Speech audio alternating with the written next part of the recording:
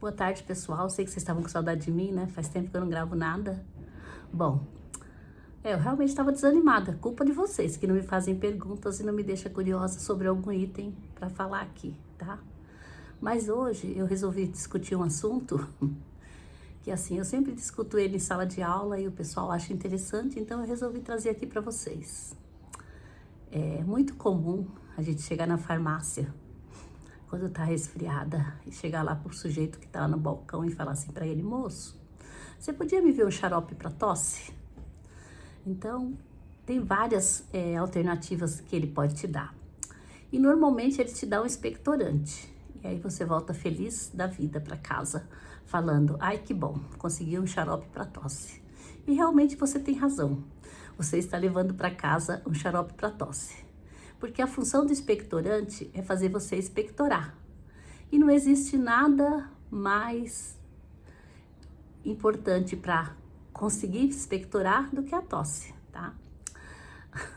Então, quando você pede o xarope para tosse e o rapaz te dá um xarope expectorante, ele está atendendo aos seus desejos. Você vai tossir. E se você tossir, você vai expectorar. Por isso, ele se chama expectorante. Bom, mas antes de falar dos outros medicamentos para tosse, eu gostaria de falar também um pouquinho sobre a tosse. Na verdade, a tosse, ela não é uma doença. A gente chama de uma resposta reflexa. E tá controlada aqui, ó, no nosso cérebro, tá? Então, o nosso cérebro, quando tem algum corpo estranho, por exemplo, quando você engasga, que a comida entra pelo buraco errado, você começa a tossir, tá? Então, quando o organismo entende que tem algum corpo estranho tentando entrar, ele pode desencadear o processo de tosse, que é uma forma de você expelir o corpo estranho, de você jogar ele para fora, tá? Então, a tosse é um mecanismo de defesa do seu organismo.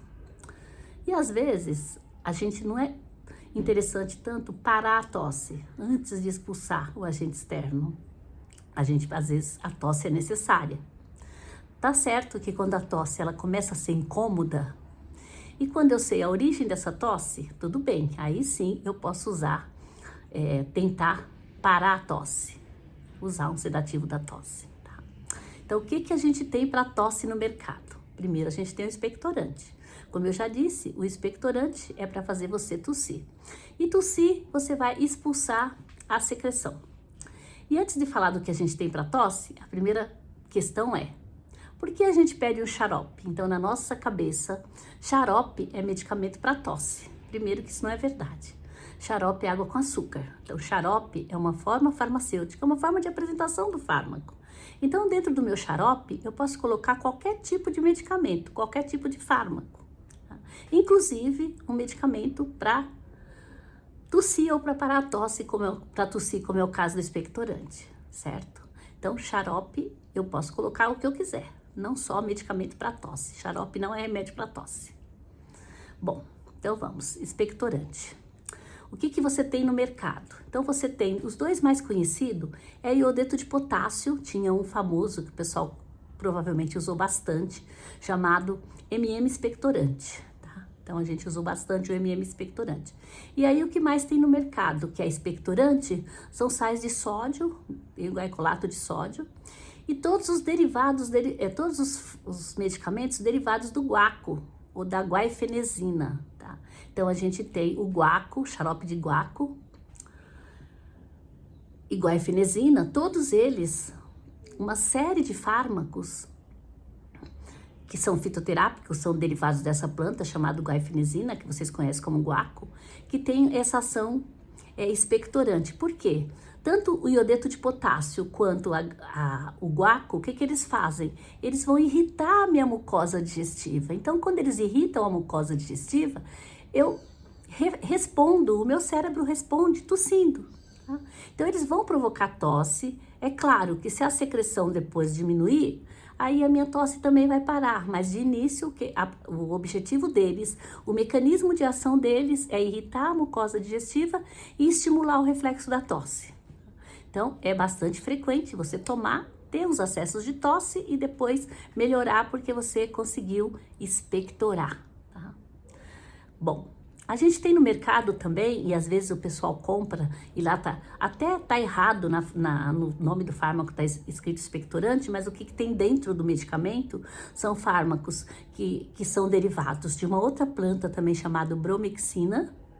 Então é bem legal, porque o pessoal geralmente chega no balcão e pede broxol. Ô moço, dá aí um xarope de broxol para mim, porque é ambroxol. E tem os derivados químicos que terminam em cisteína. Então, a gente tem a acetilcisteína e a carbocisteína. Então, esses não são expectorante. A função deles é deixar a secreção menos sólida, deixar ela diminuir a viscosidade desta secreção.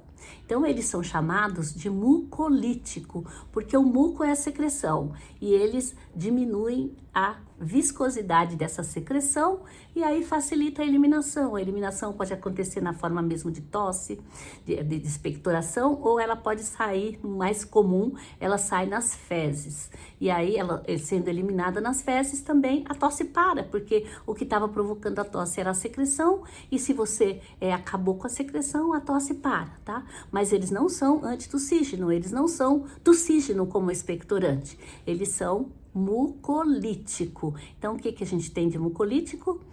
Falando de novo, a gente tem os derivados da bromexina, que é o ambroxol, que aí a gente tem vários fármacos, e a gente tem os derivados, os químicos chamados cisteína, que tem a carbocisteína e a acetilcisteína. A acetilcisteína é bastante utilizada, que é o nome comercial mais conhecido é Fluimucil. Então, a gente tem tanto para inalação, a gente tem solução oral, a gente tem envelopes lá, esqueci a apresentação farmacêutica lá, na forma de granulado, tá? Para via oral. Então, a gente tem granulado via oral, injeção para inalação e mais solução oral, tá? Então, a gente tem várias formas de apresentação da acetilcisteína. Ela tem outras utilidades também, mas como hoje o meu vídeo vai falar de xarope para tosse e de medicação para tosse, eu vou falar dela enquanto mucolítico. Então, acetilcisteína, carbocisteína, ambroxol, são todos mucolíticos. Enquanto o guaco e o iodeto de potássio, expectorante. Bom, a tosse, ela também pode ser de fundo alérgico. E se ela for de fundo alérgico,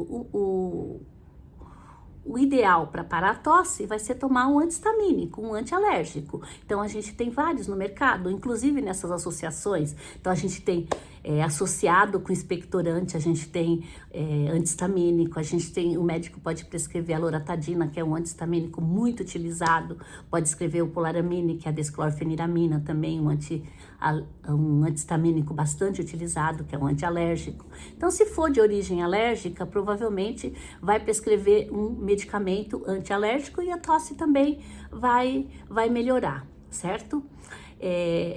Agora, quando não tem jeito mesmo, eu posso usar o que a gente chama de sedativo da tosse, ou seja, os medicamentos que vão agir direto no meu sistema nervoso central, inibindo a informação de tosse.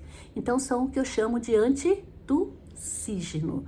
Então, antitussígeno, a gente tem, ele pode ser um medicamento que a gente usa mais como analgésico, mas que também tem ação antitussígena. E como a gente usa ele como analgésico e ele é um derivado opioide, então ele só pode ser vendido com prescrição médica, com receita de controle especial, que é a codeína. Então, a gente tem algumas formas farmacêuticas para usar, para sedar a tosse, cujo fármaco é a codeína. E a gente tem alguns que não são controlados porque eles não causam dependência. No caso da codeína, ela é pouco, mas ela pode causar dependência. Mas como eu disse, a gente usa muito codeína também como analgésico. Então, vocês vão encontrar ela associada com diclofenaco, que é o famoso Paco, para tratar a dor, tá? Mas ela pode estar também na forma de gotas ou de xarope para sedativo da tosse. Antigamente, quando a gente não tinha muito controle desses medicamentos para tosse, quando a gente não tinha muito controle sobre o uso da codeína, ela fazia parte desses medicamentos que a gente comprava na drogaria para parar a tosse, mas devido ao controle desses fármacos pela vigilância, eles que exigem a receita de controle especial, eles praticamente o uso foi bastante diminuído e hoje a gente tem algumas formulações, mas lembrando que a venda é só sob prescrição médica. A gente tem outros antitussígenos desses fármacos que agem direto no sistema nervoso central, inibindo a informação de tosse. Então, um deles, fármaco, é o destrometafano, que tem algumas formulações comerciais. A gente tem também o clobutinol. Então, o destrometafano e o clobutinol, vocês vão encontrar nessas formulações, porque eles são antitussígeno, aí sim é para sedar e para parar a tosse. E vocês encontram ele nas formulações que vocês até podem adquirir. Embora eles tenham tarja vermelha, que significa venda sob prescrição médica, a gente pode comprar eles porque não tem retenção de receita, certo? Então, pensando o que é bom para tosse, né? Se eu quiser tossir, eu vou usar um expectorante. Se eu quiser parar de tossir, eu vou usar um antitussígeno, codeína ou destrometafano ou clobutinol. Se eu quiser que a secreção seja eliminada de uma forma mais suave, eu posso usar um mucolítico,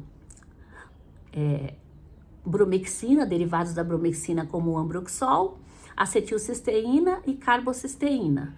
Se eu tiver que parar de tossir porque a minha tosse é alérgica, o médico vai prescrever para mim um anti-alérgico, um antihistamínico, que pode ser, por exemplo, a loratadina ou a desclorfeniramina, certo?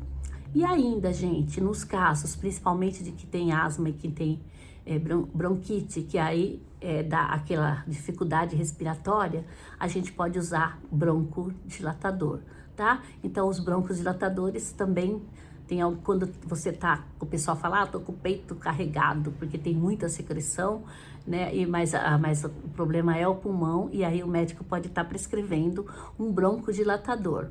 Um exemplo clássico de broncodilatador, que o pessoal usa bastante, é o Aerolim.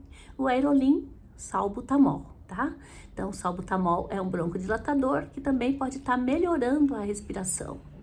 Mas o nosso vídeo é o que é bom para tosse. Então, foi isso, gente. Olha, eu espero que vocês aproveitem esse vídeo.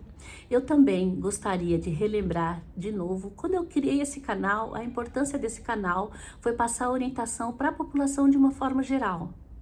Mas eu preciso que vocês assistam o meu canal, porque se as pessoas assistem e consideram isso importante, é um estímulo para mim continuar fazendo esses vídeos. Porque se eu tiver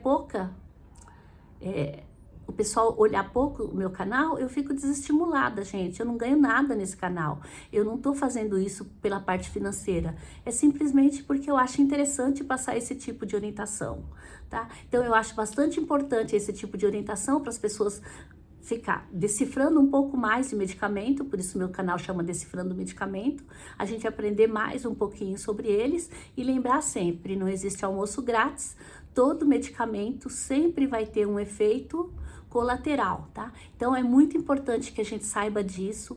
Eu queria reiterar a importância daquele meu vídeo sobre os descongestionantes nasais, já que a gente está aqui falando da tosse, que geralmente é um sintoma que acontece nas doenças respiratórias, e os descongestionantes nasais também são usados lá. Então, aquele vídeo que eu fiz sobre descongestionante nasal, eu considero extremamente importante para as pessoas saberem da importância dele no controle da pressão arterial, tá bom, gente? Então, eu gostaria de agradecer. Deixem seus comentários, deixem assuntos para os meus próximos vídeos, porque, como eu já disse, isso me estimula a continuar o canal, porque eu ainda acredito nele, e eu ainda acredito que as pessoas realmente queiram saber um pouquinho sobre medicamento, tá? E eu tô aqui, eu tô disponível para falar, tá? Obrigada, uma boa tarde para todos.